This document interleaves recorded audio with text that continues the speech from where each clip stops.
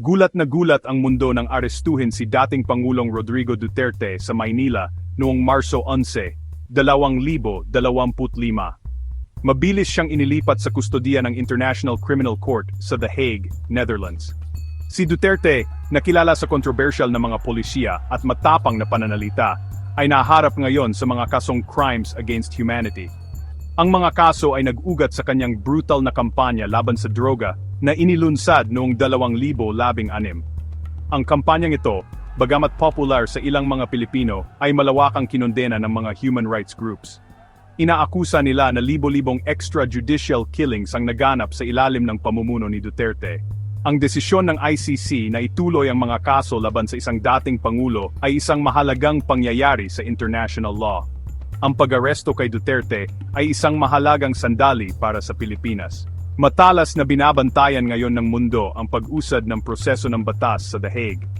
Ang pag-aresto kay Rodrigo Duterte ay isang malinaw na paalala na kahit ang mga nasa posisyon ng kapangyarihan ay hindi nakaliligtas sa batas.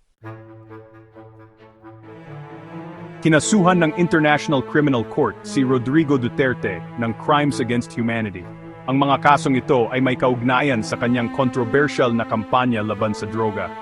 Ang kampanyang ito, isang mahalagang bahagi ng kanyang pagkapangulo, ay nasira ng mga paratang ng malawakang extrajudicial killings at mga paglabag sa karapatang pantao.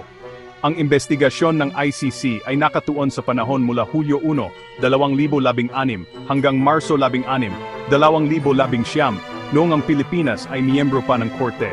Inaakusa ng ICC na ang kampanya ni Duterte ay nailalarawan sa sistematikong pag-atake sa mga sibilyan. Libo-libong tao, karamihan ay mula sa mahihirap at marginalized na komunidad, ang napatay sa crackdown laban sa illegal na droga. Ang desisyon ng ICC na kasuhan si Duterte ng crimes against humanity ay isang makasaysayang sandali sa laban kontra sa impunity. Nagpapadala ito ng malinaw na mensahe na kahit ang mga nasa posisyon ng kapangyarihan ay papanagutin sa kanilang mga aksyon. Ilang oras matapos ang pag-aresto sa kanyang ama, umalis si Vice Presidente Sara Duterte ng Maynila patungong Amsterdam. Kinumpirma ng kanyang opisina ang biyahe na plinano bago pa man lumabas ang balita tungkol sa pag-aresto sa kanyang ama. Gayunpaman, ang timing ng kanyang pag-alis sa gitna ng umuusbong na international incident ay nakapagpataas ng kilay. Iminungkahi ng ilang political analysts na ang Vice Presidente ay nasa isang misyon upang kumuha ng impormasyon at personal na suriin ang sitwasyon. Inisip naman ng iba na naroon siya upang magbigay ng emosyonal na suporta sa kanyang ama at tuklasin ang mga posibleng legal na paraan. Kinondena ni Sara Duterte ang pag-aresto, tinawag itong isang gawa ng pang-api at pag-uusig laban sa kanyang ama at sa Pilipinas. Ang biyahe ng Vice Presidente sa Amsterdam, anuman ang tunay na layunin nito, ay nagtulak sa kanya sa sentro ng international legal drama na ito. Sa gitna ng mga pangyayari kaugnay ng pag-aresto kay Rodrigo Duterte, nananatiling hindi alam ang kinaroroonan at reaksyon ng kanyang anak na si Paolo Duterte. Si Paolo, na malaki ang pag-iwas sa publiko simula noong pagkapangulo ng kanyang ama, ay hindi pa naglalabas ng anumang pampublikong pahayag tungkol sa pag-aresto.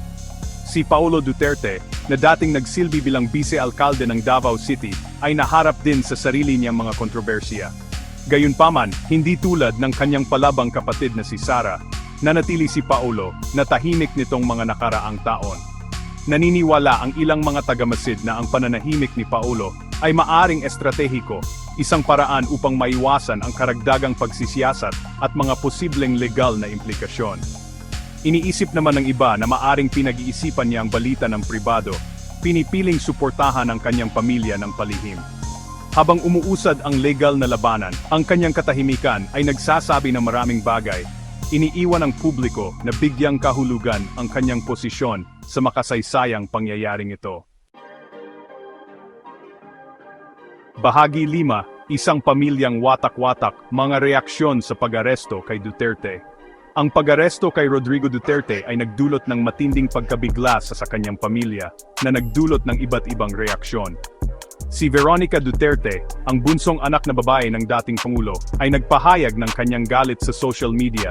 Tinawag ang pag-aresto na isang pagdukot at paglabag sa mga karapatan ng kanyang ama. Ipinangako niyang lalaban para sa paglaya ng kanyang ama. Inanunsyo ang mga plano na magsampa ng habeas corpus petition sa Korte Suprema ng Pilipinas. Inulit ni Sara Duterte, ang kasalukuyang vice-presidente, ang mga sentimiento ng kanyang kapatid, kinondena ang mga aksyon ng ICC bilang pang-api at pag-usig laban sa kanyang ama at sa Pilipinas. Nanawagan siya ng pagkakaisa sa mga Pilipino, hinimok silang manindigan sa kanilang dating pinuno. Ang mga reaksyon ng pamilya ay nagpapakita ng malalim na pagkakahati-hati na umiiral sa loob ng Pilipinas tungkol sa pamana ni Duterte.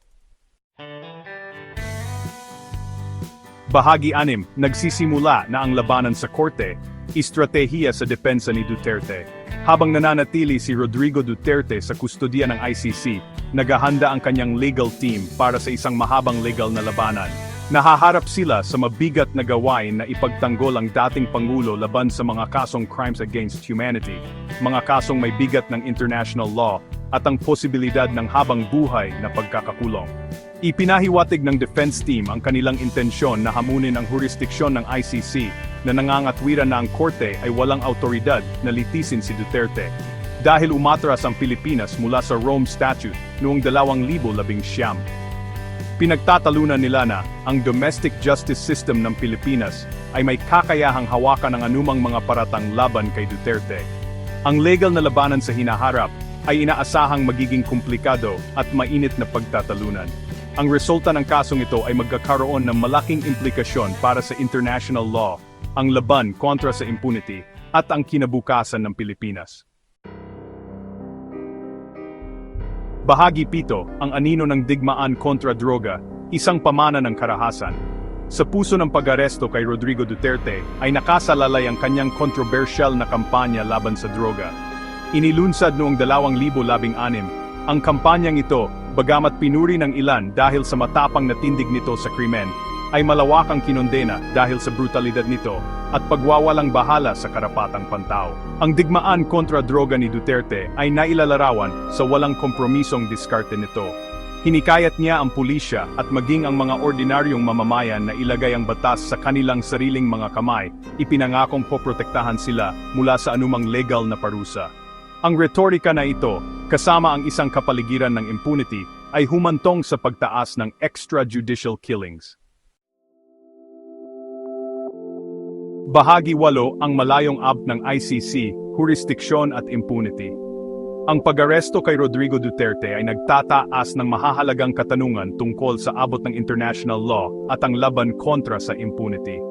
Sa kabila ng pag-atras ng Pilipinas mula sa Rome Statute noong 2019, iginiit ng ICC na mayroon pa rin itong jurisdiksyon sa mga umano'y krimen na nagawa noong miyembro pa ang bansa na tumagal mula 2011 hanggang 2019. Ang desisyon ng ICC na ituloy ang mga kaso laban kay Duterte, isang dating Pangulo, ay nagpapadala ng isang malakas na mensahe sa mga pinuno sa buong mundo: walang sinuman ang nakaliligtas sa batas. Muli nitong pinagtitibay ang prinsipyo na hindi maaring protektahan ng mga estado ang kanilang sarili mula sa pananagutan para sa mabibigat na krimen sa pamamagitan lamang ng pag-atras mula sa mga international treaties. Ang gobyerno ng Pilipinas, sa ilalim ni Pangulong Ferdinand Marcos Jr., ay tumangging makipagtulungan sa investigasyon ng ICC. Pinanatili na ang korte ay walang jurisdiksyon sa bansa. Ang resulta ng kaso laban kay Duterte ay magkakaroon ng malawak na implikasyon para sa kinabukasan ng international criminal justice at ang laban kontra sa impunity para sa pinakamalalang krimen sa mundo.